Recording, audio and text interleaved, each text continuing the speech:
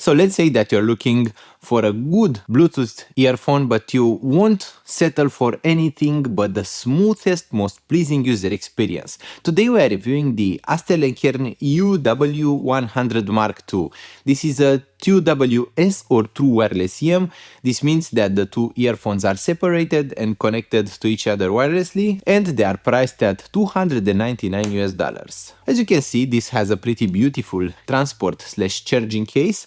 It has this very rounded design. The EMs are also quite beautiful. I also must mention that I did update those before making this video review and before writing the full written review, because in their original state those come with beta firmware, which means that in their original state, if you pressed on the surface of them, because they do have touch control, the presses were not registered properly. So if you are experiencing any kind of issues with their controls, you should update the firmware. That is something that I had to get out of the way before doing the full video review, because that was something that many reviewers have noticed and many users. Please update the firmware on those. The latest firmware fixes pretty much everything that people have been complaining about. Now, those are pretty lightweight at 7 grams per each EM. They also look a bit large, but they actually are quite small and comfortable when placed inside of your ears. As you can see, they just sit naturally in my ear. They also look quite cool. For $299, they are one of the pricier true wireless Bluetooth EMs, but not the priciest. That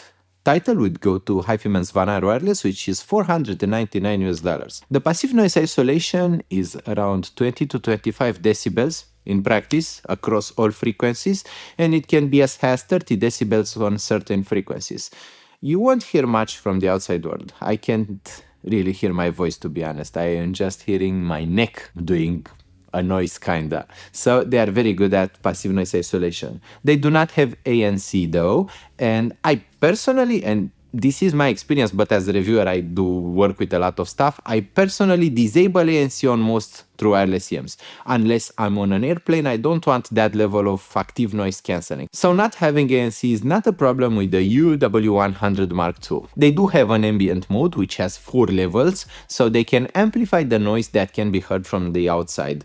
They have one microphone on the outside, and that is placed exactly where the LED light is on each earbud. It works pretty well, so you can pretty much mix the ambient noise with your music. They are helpful if someone wants to tell you something, or if you are working in a very quiet desk environment and if you need to be careful if someone is telling you something. That works pretty well. They don't really leak music to the outside, so you can wear them even if you need to keep the noise levels down. And the ambient mode was also left off for most of my testing because I just don't need that. I prefer being isolated by passive noise isolation. Those have 2 extra charges in the case, so the case carries 2 charges, which is low, but the EMs have one of the longest battery lives, which is about 8 to 9 hours of battery life, and that is actually something that I can say I tested. They lasted above 8 hours of battery, which is one of the highest battery lives for a true wireless EM. Most of them survive between 4 and 5 hours, so you won't need to recharge those that often, but really you won't be using them for 8 hours straight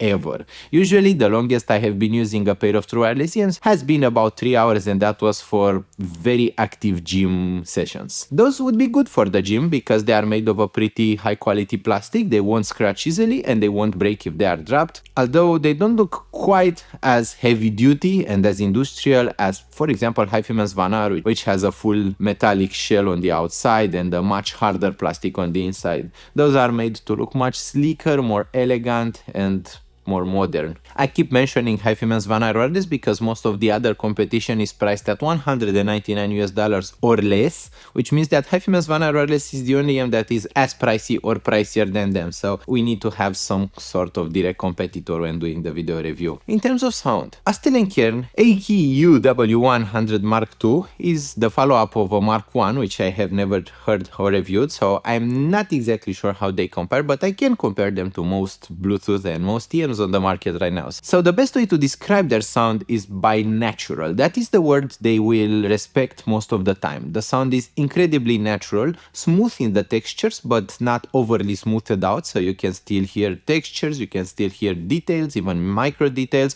You hear a very wide but natural soundstage. The soundstage is not exaggerated in width or depth, but it has a very good instrument separation and everything just sounds very natural. They do have a clean overall presentation, so the sound is always very clean, very sharp. They are not exaggerated at the edges, so while most EMs, especially cheaper entry-level true wireless Bluetooth EMs, tend to exaggerate the bass and the treble to create a sense of false definition, a sense of false resolution. Astell&Kern went for a sound that is as natural, smooth, and as realistic as possible. We rarely get this type of sound, and typically it is named the mid-centric sound, but they do have a very good bass level, a very natural level of mid-range, and a very clean but naturally extended treble. So the treble is not exaggerated, it is not exaggeratedly bright, it is not super punchy, and it is not overly sharp, but it has the natural amount of sharpness, definition, and resolution that it should have.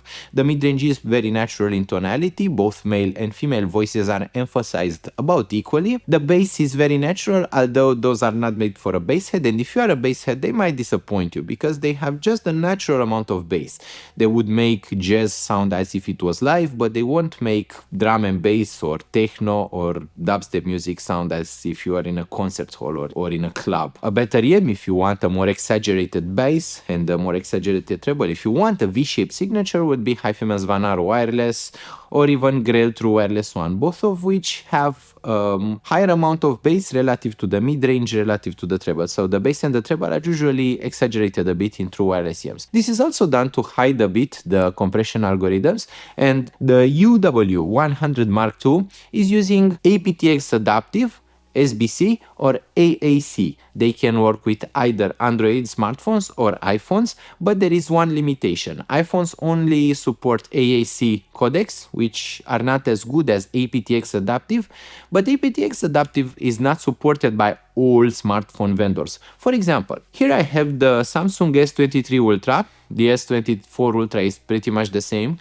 and both of them just have LDAC, which means that they will only support SBC with those. For testing, for listening, for reviewing, for every purpose out there, the quality will be gimped. You will have a much lesser level of quality with the S23 Ultra or the iPhone than you would have with a cheaper smartphone but which has aptX adaptive.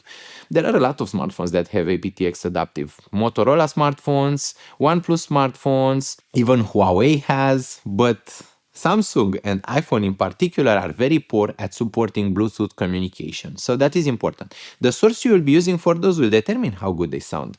Also, Asus is a very strong company when it comes to Bluetooth codec support. I would recommend, if you want to get a good overall experience, to check out Asus smartphones. I did have an Asus smartphone and it was great for Bluetooth, but I returned it because it was quite awful for everything else, especially the camera. And I do take quite a bit of photos and I do make some videos with the smartphone. So you get the point. The Astell&Kern A-Key UW100MKII is a very good product in my opinion. I have heard that the original was not great and I tried to study why. Some people didn't feel that the original had a very good firmware, some people didn't really like the sound, but this one has a very natural sound. One thing that you should keep in mind is that if you install the app to update the firmware, you will see that the app has a very complex EQ algorithm, a very complex and very skewed EQ profile to make them sound natural, which means that the driver by default has a pretty colored sound. The company invested a lot of time and effort in creating a sound that is good,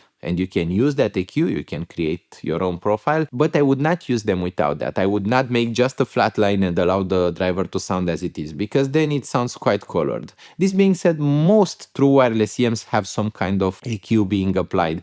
Due to the fact that you have to include a battery, a DAC, an amp, and everything inside a small chamber and keep it as light as possible, the acoustic chamber is not quite as complex and well defined as it is with typical standard EMs. So you'll get to the situation where most true wireless EMs need some kind of complex EQ or digital signal processing or some kind of magic tricks to sound good. The AK UW100MKII also needs those, and you can see them being applied in the app, but that is not a defect by design. The company knew the limitations of the driver and they managed to circumvent those limitations by applying a complex EQ curve. That is pretty smart, and I think that they are well worth the price, especially if you want a natural, clean sound, and they are great at providing the typical Astell&Kern experience. Astell&Kern usually has a good experience. Their products are well regarded for their firmware stability, for their smooth sound, for their excellent compatibility, and the same can be said about the UW100 Mark II.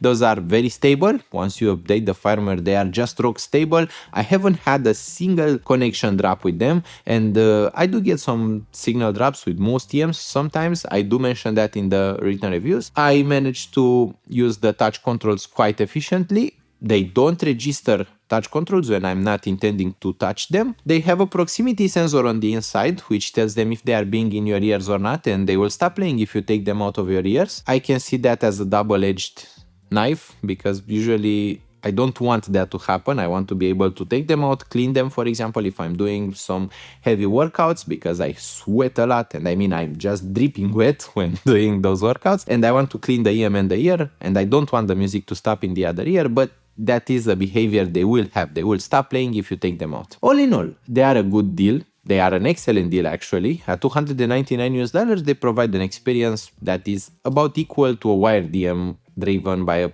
high quality DAW or music source. They provide stability, they provide control, and they act as intended. There will be more information about the sound if you are curious to read more about my written impressions in my full written review. I will try to link that in the video description once it goes live. Thank you so much for watching, and I hope we'll see each other really soon. Bye bye!